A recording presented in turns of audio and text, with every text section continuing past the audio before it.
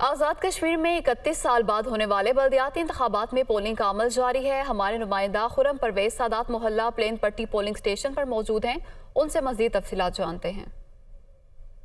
जी बिल्कुल, आज़ाद कश्मीर में 31 साल के बाद होने वाले इन बल्दियाती इंतखाबात में सुबह 8 बजे से पोलिंग का जो अमल है वो बगैर किसी वक्फे के जारी है।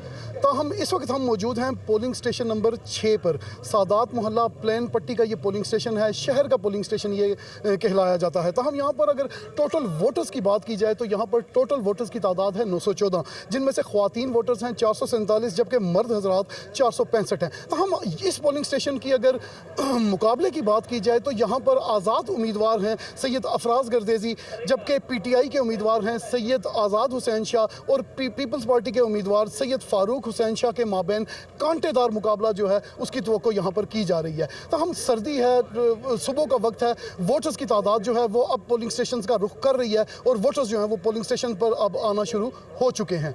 जी।